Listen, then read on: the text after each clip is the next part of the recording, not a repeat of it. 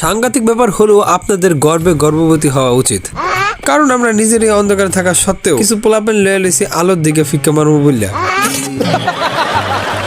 না মানে আমার ডিপার্টমেন্টে আমরা সবাই কোনো না কোনো প্রতিষ্ঠানের শিক্ষক, আর এই কথা শোনার পর আমাদের শিক্ষকদের যেই রিয়াকশন হয় এটা হাস্যকর, হাস্যকর, এই দেশের জনগণের জন্য হাস্যকর।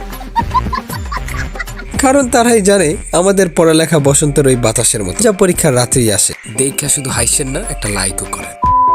আর আজকের চাপাবাজির মেন টপিক, আমরা কেমন শিক্ষক।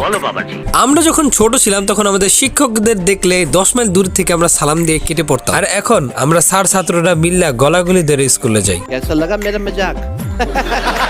আর এরকম পরিবেশ সৃষ্টির পেছনে মোটেও আমরা দায়ী নই, এর জন্য দায়ী উপরের মহলের সংশ্লিষ্টরা, যারা ছাত্রের সম্পর্কটাকে শীতলতায় রূপ দিয়েছে। পরিচয় করাই, এ হচ্ছে মাদ্রাসার দুটা শিক্ষক, আমার বন্ধু শহীদুল ও আলী। আর মাদ্রাসার শিক্ষক বলে এদের সাথে আমি বন্ধুত্ব স্থাপন করছি শুধু একটা আশাই, এদের সঙ্গতে যেন আমার থতমাটা কম চলে। পরে দেখি ওরা আমার থেকেও বড় ভণ্ড। ছাত্র ওয়াশরুম রিল্যাক্স হওয়ার জায়গা হলো আমার বন্ধু রাব্বি ও নাইমের জন্য ছবি তোলার বেস্ট জায়গা। এন্ড ইন্টারেস্টিং থিং দ্যাট এই জায়গা থেকে ছবি তোলা দিয়ে আজকে তারা প্রেমে সফল।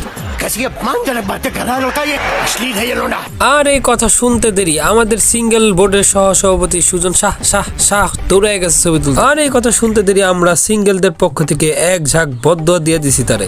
कैसे कैसे लोग रहते हैं यार यहाँ पर। सर तुमको पागल कुत्ते का गाड़ी उठा के ले जाएगा बता रहे हैं हम। এদিকে বিলাসপুরের আতঙ্ক আমাদের প্রান্ত সাহেব নিজের অ্যাসাইনমেন্ট চলার সময়ও তার ছাত্রীর ক্লাস নিতে ব্যস্ত, এতেই প্রমাণ হয় সে একজন সাংঘাতিক শিক্ষক। আর আমাদের ডিপার্টমেন্টে একজন মাত্র গানের শিক্ষক রয়েছে, সেটা হচ্ছে আমাদের রিফাত। ধারণা করা হয় কবি গুরু শিল্পী আমাদের হিরেন্দ্রনাথ আলমের থেকে তিনি দীক্ষিত, তাই মাঝে মাঝে ফেসবুক লাইভে এসে তিনি শব্দ দূষণ চালায়।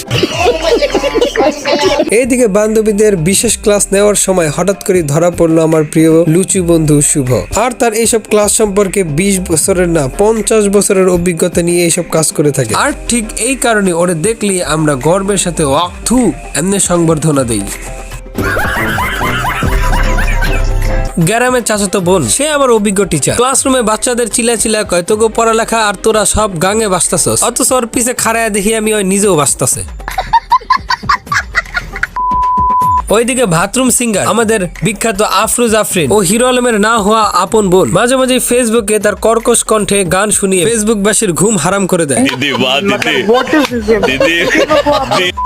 সো গাইস, আজকের মতো চাপাবাজি এই পর্যন্তই। আর আমরা খারাপ স্টুডেন্ট হতে পারি কিন্তু আমরা ভালো শিক্ষক নই, না মানে যে